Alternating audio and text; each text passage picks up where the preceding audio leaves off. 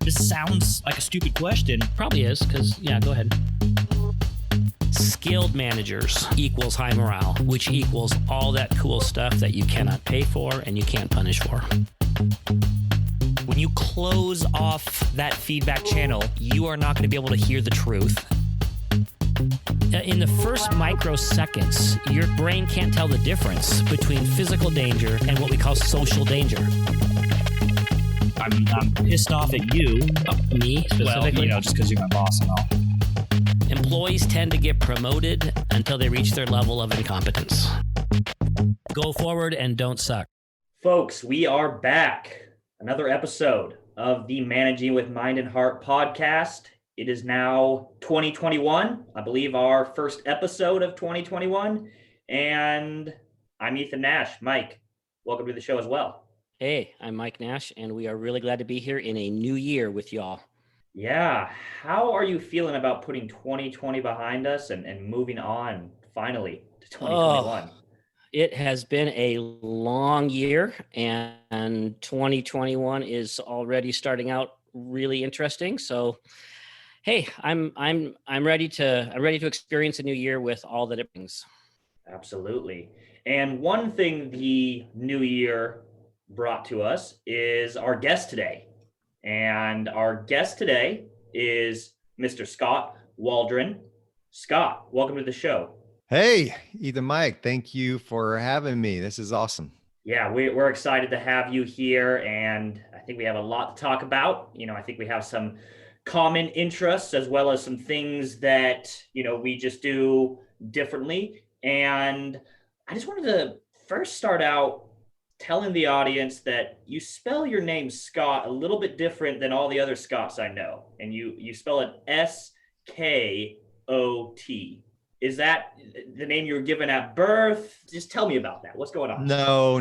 My parents aren't that cool. That was, so growing up through elementary school, I was always the third Scott in every class. Skot Woodruff, Scott Wilson. I don't know why those kids were in my class every single year, but I had to put my last name on every single paper, and it got super annoying. So in sixth grade, when I started my artsy fartsy phase of my life, I decided to just start spelling Skot, and I never had to put my last name on anything ever again.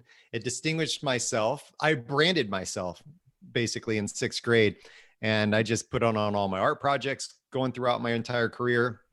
Then I became a designer, and then, the rest was history. It just stuck. My mom still spells it Scottie. She means Scotty on my birthday cards. Of course. So it's, that's how it rolls. How did your parents feel about you changing your name as a sixth grader? Oh, they're fine. They didn't think it was going to stick, but I held strong. So it was all good.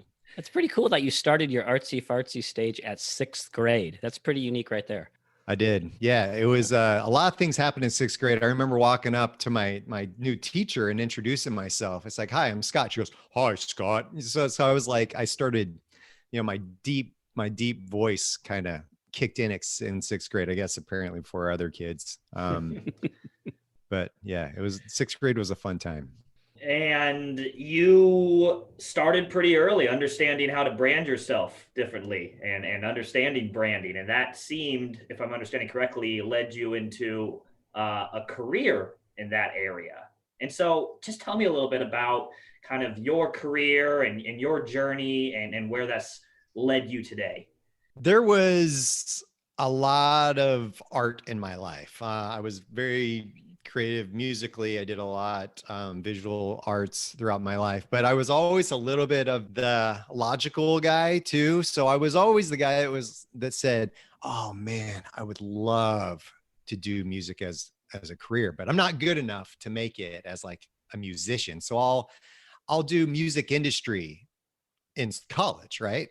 And then so I did that for a while. I was like, music industry just takes all the love out of music. Like, it's just dirty, and I don't want to mess with that. So all my friends, we were all artists. We all did artsy fartsy stuff growing up. And a lot of my friends became art directors at agencies or designers at design firms, web programmers, and said, "Hey, you should go to this school. It does some design work." And I was like, "Oh, yeah, I'm not good enough as an artist, I don't think, to make it as an artist. So I'm going to go do what paid artists do, is graphic design. So I went to school for that here in Atlanta, and then became the managing partner of a design firm and brand strategy coach. And so I've been doing that for almost 2 decades.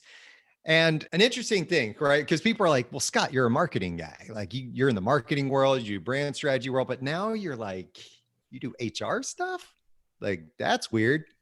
What happened to me was about probably 4 years ago or so. I was going through my own kind of journey with myself. I had my own firm, and I met a guy, Chris Ediker, who was a consultant with Giant Worldwide, and he was speaking at another event I was speaking at, and we were there together and got to know each other. And he said, "Hey, I need some help with some brand work that I'm doing. Will you help me? And I'll trade you, and you can come into my one of my core leadership groups for the next year for free. We'll just trade." And I was like, okay, that's cool. I can do that. Like, I'll take some free help. The first 2 months of that blew my mind and made me so self-aware of the fact that I was a horrible communicator. Like, I've been helping people communicate for years, almost 2 decades. I've been helping them learn how to communicate with their audience in a clear, differentiating, distinct way. But yet I had communication issues. And I was just like, what? Like, I mean, people like me, my employees like me, I had great relationships, but I just wasn't a self-aware person as a leader. And I said, this has changed my life, not only at work, but at my home and my community, at church, wherever it is, it's changed my life. And I said, this is huge. And in essence, what Chris has helped me do is learn to be a better communicator. Well, that's what I help companies do for years. I've been helping corporations and C-suite learn how to communicate better. Now I can just take that. I was like, this is kind of what I do. It's like corporate communication therapy, right? I'm going to go now. I'm going to start internal brand work. So I used to do external, help with marketing, sales. Now I've shifted a lot to the internal brand development, where I'm helping leaders, teams, and organizations learn to communicate effectively, therefore shaping the reputation and the brand of that internal group. We call it employer branding, employer experience, whatever. But there's a lot of things in that world that I'm doing now that is changing lives, right? That is so powerful. And I know that you have experienced the same thing in your line of work. And that's what's kind of brought us all together. That's great. Wow. It's interesting, Scott. Thank you for sharing that. We work with a lot of executive teams, and what you've just described is really needed by a lot of them. There's a lot of teams we work with that they've lost trust with their people. They haven't communicated well. They're not even liked by the by the folks that work for them, and they don't really know what to do to heal that. And so this is kind of exciting. Thanks for sharing that.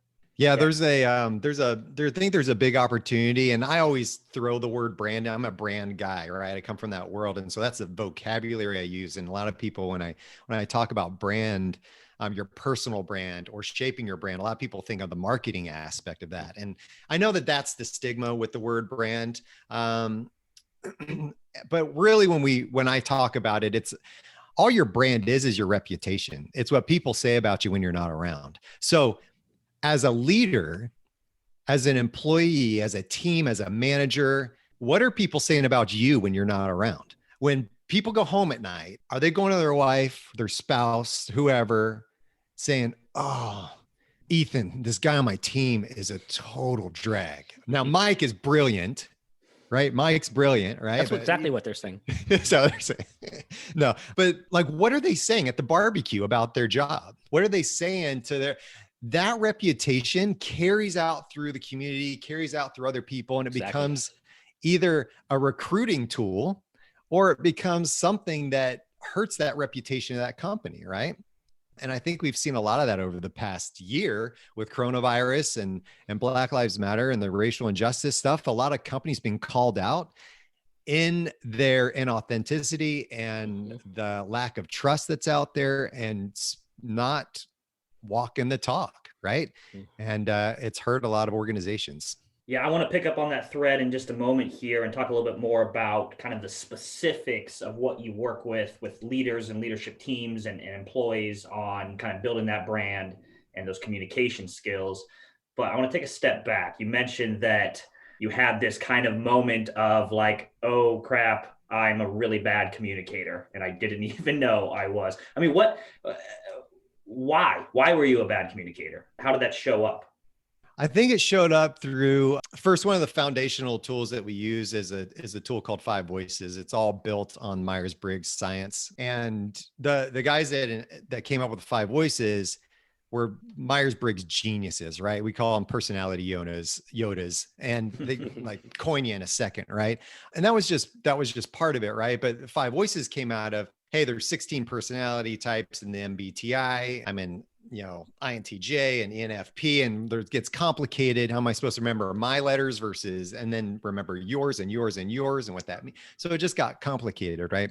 They came up with a really simple system of Five Voices that parallels that idea of Myers-Briggs and the science on that. So that was a first indicator, right? That, oh, that's interesting, right? Everybody gets that aha moments when they take DISC or the Enneagram or Strength Finders or MBTI. They all go, oh, that's cool. Oh, that sounds like me. Oh, right. And then they go, what do they do next? They go, boop, that's cool. I'm going to put it in my desk and I'll look at it again in 6 months or a year. And then, right. The flavor of the year, as we talked about. That's it. Here. That's right. So what happened, because I had a coach, right? Coaches need coaches. Coaches, I think, value coaches a lot. And we understand that mentality and the value. So my coach, Chris, helped me through this whole journey through a whole year of doing different exercises, understanding different things that I needed to do to be a better leader and a better communicator, and just to be self-aware, understanding that my tendencies as an internal perfectionist, as someone who may not communicate clearly all the time, as somebody whose mouth may move faster than their brain, I need to know that that's not always going to change. My tendencies aren't necessarily always going to change. I just need to be aware of those and then be intentional about how I communicate in the future. And that's what the shift was. It's no longer, hey, I need to change who I am. It's, I need to understand who I am and empower myself with tools and with language to be a better communicator. That makes a lot of sense. Thanks for sharing that. How did those realizations, lead to the work you're doing today? Meaning, like, what type of work are you doing around communication, around building your brand in your consulting work? I will take a lot of my brand strategy work that I did with companies and kind of mold it into the coaching that I do now. And so I will go in and do initial assessments, like a lot of organizations will do, or coaches, consultants, to kind of get a baseline, understand where you're at. But I also talk to them about their vision, mission, purpose, values, understanding that that's a core concept of any organization's brand. That, while we deal with that on the internal side, is going to permeate and drive the external brand. It's going to flow through the whole thing. Are we aligned? Are we consistent in our communication internally? Because if we're not, we're going to have a hard time externally. I can't tell you how many projects, whether they were digital projects, print projects, rebranding corporate identities on the external side, spent a year doing great work, only to have somebody inside go, yeah, we're doing something different now. Yeah, we're going to pull the plug on that. Or, hey, we're going to dilute this idea. We can't do that. And then us going, what? We've been working on this forever. Where were they in the conversation before? What's wrong with you guys on the internal side that you're so misaligned that you've wasted tens of thousands, if not hundreds of thousands of dollars on this? So instead of treating the symptom, right? We talk about that with medicine all the time, right? Instead of just giving them Tylenol for the headache, I'm going in and saying, okay, what's causing the headache? This is what's causing the headache. Thinking about that from a brand strategy standpoint and how that's going to reflect on them internally, to retention, to the way they communicate, to the consistency and the alignment in which they communicate, is just going to drive so much profitability and cut so much ache out of everything that they do. So if you were sitting down with an executive team that needs exactly what you've just described, how are you going to help us get there? Do the baseline. I spend about almost 2 to 3 months on self-awareness.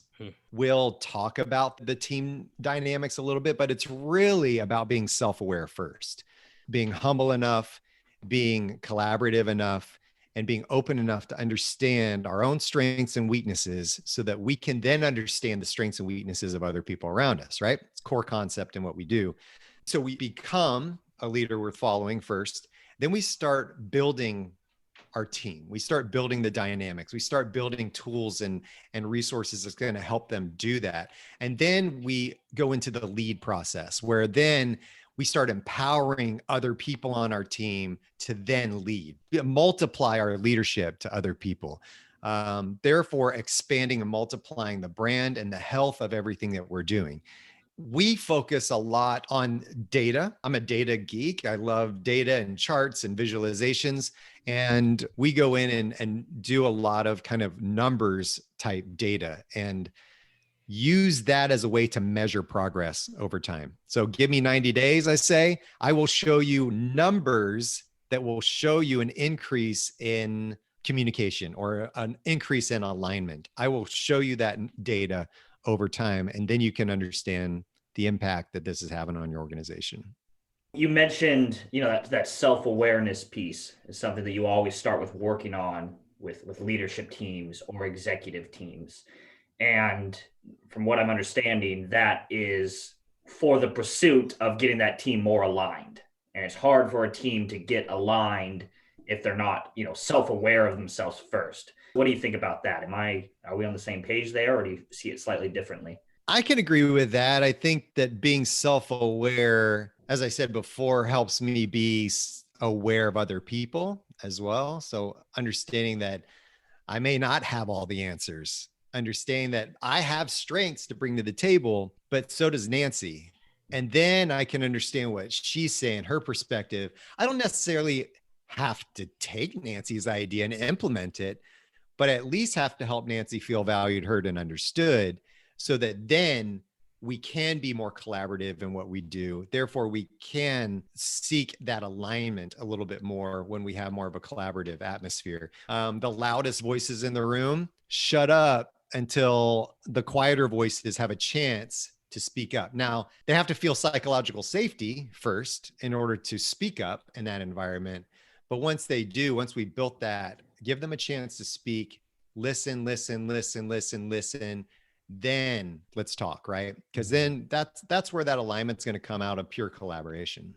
How would you help a group develop that psychological safety? What are some of your strategies for that? There's an actual tool that I use called the influence model. And it's all about building true influence with the other people around you. So and I'm going to try to do this. It's a visual tool. So I'll try to describe it as best as possible. On one side, we've got us, okay? Leaders, we could be employees. Employees are still trying to gain influence with their leaders, right? We call it managing up. We have leaders that are trying to gain influence with their employees. We have family members trying to gain influence with each other. Like, you're always trying to gain influence with the people that you're interacting with. So we got us on one side of the wall. Then we have the other people we're trying to gain influence with on the other side of their wall. These walls are what we call self-preservation. We all have a wall of self-preservation up. And those walls of self-preservation are there to protect us. Okay. They're there to protect us from past relationships or protect us from losing something. We're maybe trying to hide something. Maybe we're trying to prove something. And that wall of self-preservation prevents that true influence from happening. Now, to gain that influence with somebody, that true trust, like you mentioned, Mike, we have to have 4 things. Number 1, we have to have character. Number 2, chemistry. Number 3, competency. And number 4, credibility. We call them the 4 C's. Character, do I like this person? Chemistry, can I get along with this person? Competency, are they good at what they do? And credibility, do I trust them to get the job done? Now, in order for any transaction to happen, this can be if you're selling a product or service or some kind to somebody, if you are dating somebody, you need all 4 of those C's in order for the transaction to even take place. You need character, chemistry, competency, and credibility all four of those things kind of need to be present in some way, shape, or form. Now, some of us value some of those C's more than others. Some of us could care less if you're a jerk. They just want to know if you can get the job done. Others of us are going to say, I don't care if you can get the job done. You're a jerk, right? So you got those two camps, but in essence, we have to have all four for that transaction to take place. Now, that's not enough though. Once you have all four C's, transaction takes place. If you just go back and don't pursue and lower that wall of self-preservation, you're never going to gain true influence with that person and build that relationship. So have the four C's, build those first, then lower that wall of self-preservation, which means you have nothing to hide, you have nothing to prove, and you're not afraid of losing something. That is when that influence is going to start to happen. And that's when that trust is going to be built with that employee, with that spouse, with that son or daughter, with that boss. Like that's when that true influence is going to happen. So there's the four C's, and those are kind of the price for entrance, right? Like you have to have character, chemistry, competency, and credibility. And then once you have those, you're saying that gets you through the first door to be able to have some influence. And then help me understand what happens from there. Let's say you get through there, right? You've got those four, you've knocked down your wall of self-preservation, and you're truly there. You're truly, I have nothing to hide. I have nothing to prove. I'm not afraid of losing something. I'm here. But it's always up to the other person too, right? The other person also has a wall up of self-preservation. So regardless of all of the things that I've done, they also have to be self-aware. They also have to be willing to let down their wall, or else that true influence is still never going to happen, or not happen to the extent that we really want it to in order to make lasting change. That wall that they have up, I can't knock that down for them. I can do some of those things that we talked about earlier with the 4 C's to help maybe pull that wall down, but it's always going to be up to them to bring that down. So you have two people in a relationship, you can do all your part, but it's really also up to that other person. That's why I believe in coaching teams, right? I'm not a huge believer, although I've done it in certain aspects, right? Of just coaching the top 3 at some executive group, right? It's coaching teams and understanding the common language and the common vocabulary and the common tools will help everybody be self-aware to the point of, oh, okay, I get it now. I see what this person's doing. So it's got to be scalable. It's got to be sustainable, and it's got to be sticky. I agree with you. Coaching individuals and coaching teams at the same time, I think, is where the magic happens. So when you guys, let me ask you this, when you guys do your coaching, what's kind of the impact you've had as a group mentality of gaining trust and influence? How have you been able to see that happen, or tools you guys have used in the past?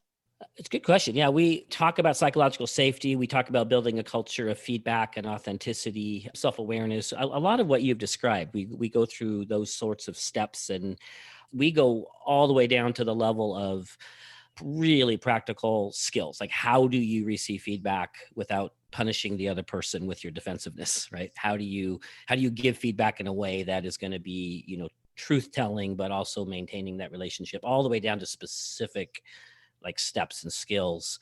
But before that, there has to be that desire. There has to be that willingness to look inside. There has to be a fair amount of humility. What you've described is, sounds like a journey that could almost be a lifetime journey, right? Some of these things you're talking about, character and chemistry. To me, it feels like there has to be the trust that the other person is on the right journey, right? That they're trying. It's not going to ever be at a point where that person, there's no issues anymore. This person is going to be completely trustworthy at all times. They're never going to make a mistake. They're never going to do anything that, pisses you off.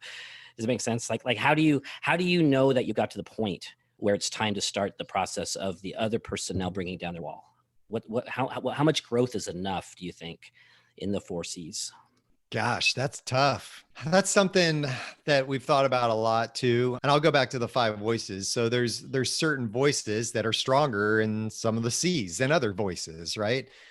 So for me, example, my character chemistry comes a little bit more naturally to me than my credibility, competency stuff. And not because I'm not credible or competent, but it's how I communicate my credibility and competency to others.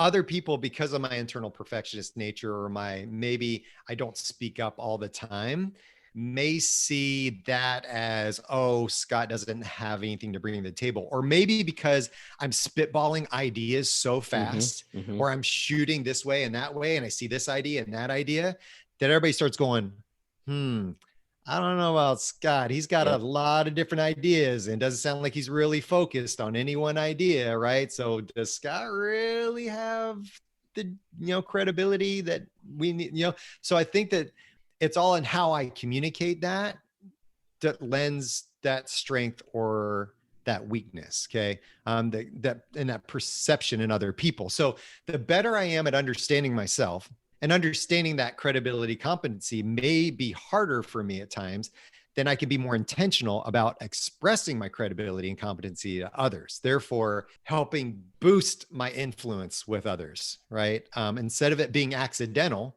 it's more intentional behavior. It's more intentional communication. And then hopefully that is quickening our ability to lower that wall. So that other person is, hey, Skot seems more intentional now than he was before, or Skot seems to be working on himself more than he was before. I value that. And I can see he's trying, maybe I'll let down my wall a little bit. Maybe I'm not so afraid now of losing something, right? Or afraid of, or trying to prove something on, because Skot's there, maybe I will too, right? It comes, and we see this group mentality stuff all the time, right? It's like, oh, they're doing it. Maybe I guess, well, oh, they're wearing masks now. Oh, I guess I'll wear a mask now. It's like this whole mentality, group mentality stuff. I think it applies in corporate culture as well. Really cool. There's so many touch points, what you've just described. That, I mean, we use a modified version of DISC. It's called Behavior Styles, that I think goes a long way for helping people do what you just described, getting a sense of the way they show up and the way they impact, and gaining some growth opportunities, things to work on. And then you, like you said, you see the other people letting down their guard, trying, making an effort. We'll go right in and start talking about things like, letting go and putting aside the past so we can move on and not keep building up a brand new pile of grievances, and how to let go and move on. It just sounds like we do a lot of the same sort of work, but with a lot of different kinds of tools. So this is really fun talking about this. Yeah, it is fun. I mean, you guys have been doing this longer than I have, right? And that's what I love, gaining wisdom from everybody in the community to understand a little bit more about how you do it, what you do, and that perspective. That's what brings strength to the community, and that's what brings strength to, I think, teams in general. Understanding what you bring, but always being willing to listen to the other person, being willing to gather that knowledge and that insights from somebody else in order to expand your own knowledge, right? And your own progress of where you're going. Because that's where the true strength's going to come in. Yeah, and Skot, you said something there that really stood out to me that I think is important to highlight, which is that you said something along the lines of, when other people, say on your team, are trying, and they're trying to grow and they're trying to develop, right? You're able to, and this is how I interpret it, give them a little bit more grace when they don't do exactly what you want them to do, or they do that sticky behavior again that you've kept talking about, right? But if you know and you trust that they are committed to growth and development, it's easier to give that grace. And I think grace is a really important thing on a team. But I also believe that it's hard to give people grace if you haven't established a baseline level of vulnerability with each other and trust with each other, and then understand, whether through behavioral styles or Myers-Briggs, the different ways people show up and the different strengths and weaknesses. I've talked with clients before that, I say something along the lines of, I really think this team should start with some sort of behavior style assessment, behavior style class, because you've never done anything like that before. You don't know why, Jill over here tends to take up all the airtime in the meeting, and, Bill never says anything. Why do different people show up this way? And I get pushback of like, we don't have time for that. We need to focus on tactical objectives, and we need to get down to the nitty gritties of running a business. And it's that organizational health piece that feeds into all the other aspects of being successful in your business. So I agree with you. I think that piece has to be there for an organization to succeed. Yeah, we call it the get on the same page and get it done. Like you got that leader that comes in the room and Just says, do it. Just do it. Everybody get on the same page, get it done, then they're out. And then everybody else is in the room going, what? Like, how am I supposed to get what? What does he want us to do? Okay, everybody, let's just agree, because our boss seems really irritated right now. Let's just agree to get like this bare minimum thing done, right? So what happens is you get compliance, but you don't get actual behavioral change, right? And that's because a lot of it's about a fear, right? You're complying out of fear to some degree.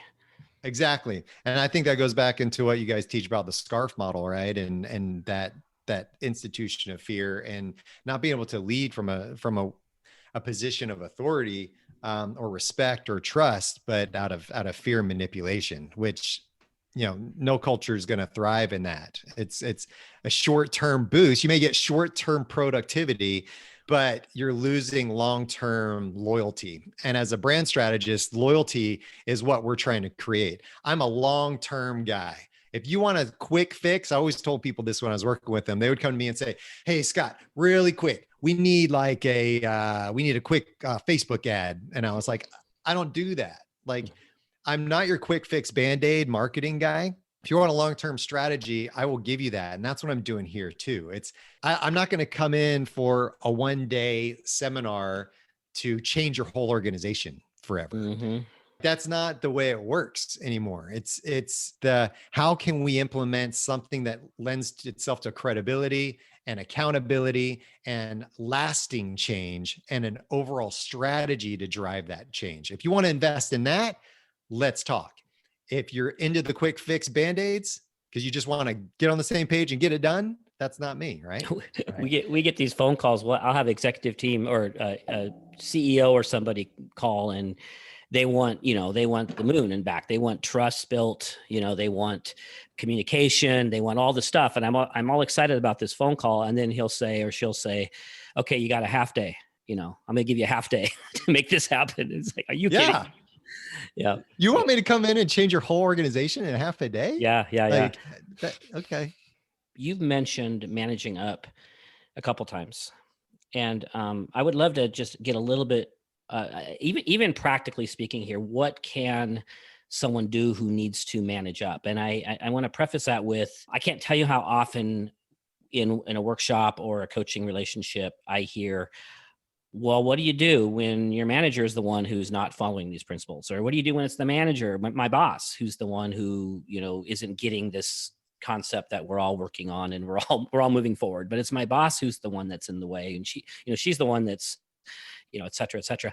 My answer is pretty simple, and I don't mean it to sound overly simple, but it's always some version of learning to give feedback and learning to talk to that person and, et cetera, building relationship. What would you say to somebody who needs to, quote, manage up? That's tricky because there's different people in different situations, right? If I've been on the job for a month and I'm more vulnerable, I've come from I'm being unemployed for 2 years, I'm gonna be much more reluctant to challenge my leader, right?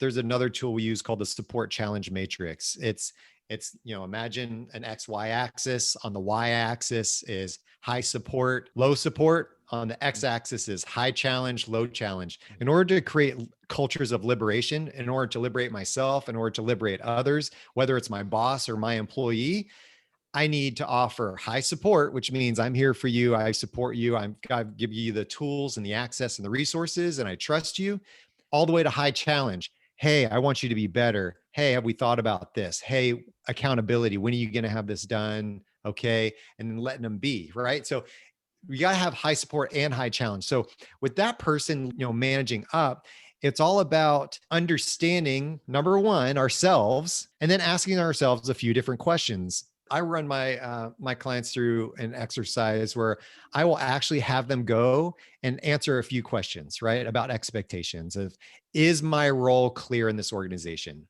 Yes, it's pretty clear. What are the things that are expected of me? What support or challenge do I need from my boss right now or my employee? Write that down.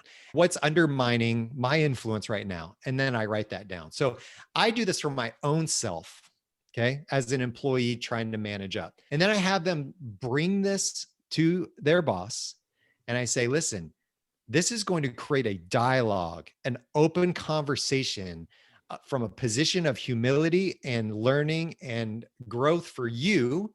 And hopefully they do the same thing. So what I would do is I would then challenge you, employee, to have them do the same thing for you and see if they're willing to do that. So first, position yourself as the person doing this exercise. I'm humble enough to come to do this. I need your help. I would love to collaborate more. And then, hey, I would love if you could actually do this. It would help me out in understanding you a little bit more as well.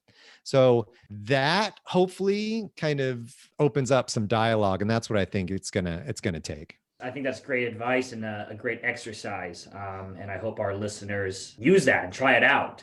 It's interesting. We've talked a lot about this show, and we have, some blog posts and podcasts about running effective one-on-one meetings with your employee, right? You're a manager. You need to be having those regularly scheduled one-on-ones. And they're not just about tasky stuff. Like, here's what how's this project going? Here's what I need you to do. It's actually about checking in, right? How can a lot of the same questions I think that you're talking about, which is, what support do you need? How can I help you get there? What areas are you feeling challenged in? What areas are you feeling incompetent in? Now, again, if your manager's not doing that, okay, one way to manage up, I think, is doing what you're saying, which is you schedule that one-on-one meeting with your manager and start asking them, some of these questions, right? And then seeing if they'll return the favor and start asking you those questions as well. With that approach, you're basically saying to your leader, I want to be able to talk about things that are important to my growth and development and, how I can contribute best to this organization.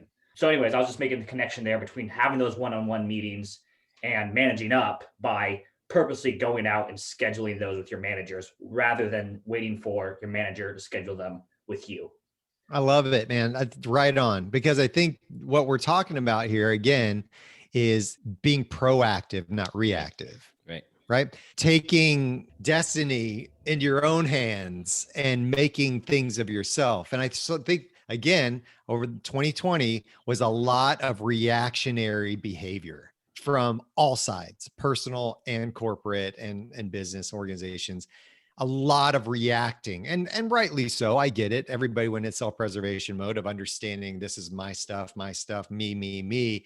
And we lost a little bit of the contributions and taking care of others. But I think that what you said is really important. We've got to be proactive.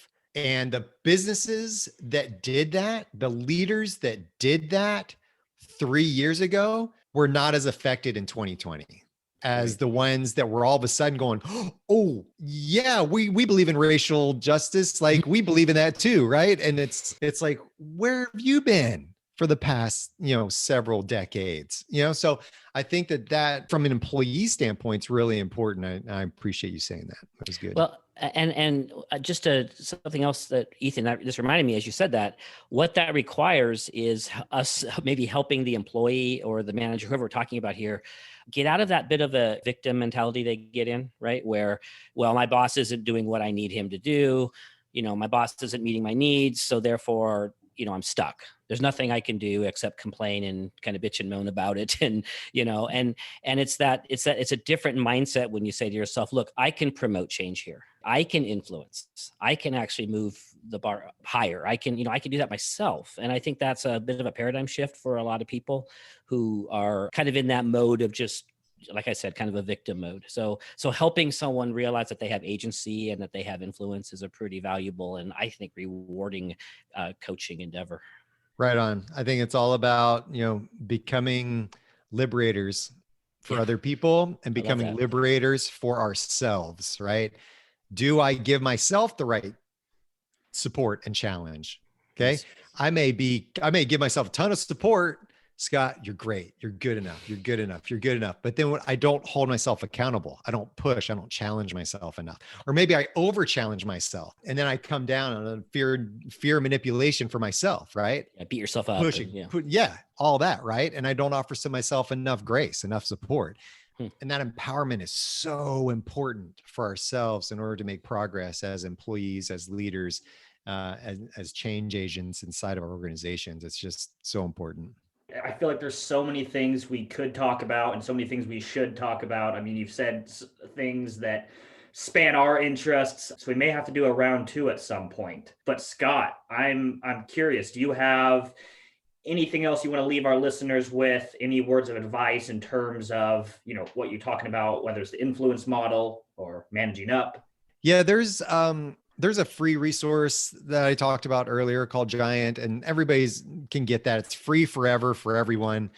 The content on there is truly amazing and really well produced, bite-sized chunk video pieces, not 9-hour PowerPoint presentations, and you can go to giant.tv/30 days, the number 30 days. And then you can get a free access to that. And that will help you start that, I guess, journey of intentionality and being truly empowered as an individual, as a leader, as a spouse, as a community member, as a team member, whoever you want to be. It's really, but it's out there. It's free for everybody. I encourage y'all to go out and take advantage of that. Oh, that's great, Scott. It's a little gift you're leaving with us and our listeners. There you go. I'll link to that in the show notes, as well as I'll link to your influence model video for people to get a better idea of that one. Skot with a K, where can people find out more about you? You can go to skotwaldron.com. That's SKOTWALDRON.com. You can find out more of my information there. You can find me as well on YouTube. I got my own show that I do on there, so you can find some interesting tidbits there if you like. And LinkedIn. I love linking in with people. Outstanding. Thank you, Scott. Thank you so much for being on the show, and we'll talk again in the near future. Thanks, gentlemen. Hey, ladies and gentlemen. This is Ethan. Sorry, one more thing. I just wanted to let you all know that we are currently accepting registrations for our spring 2021.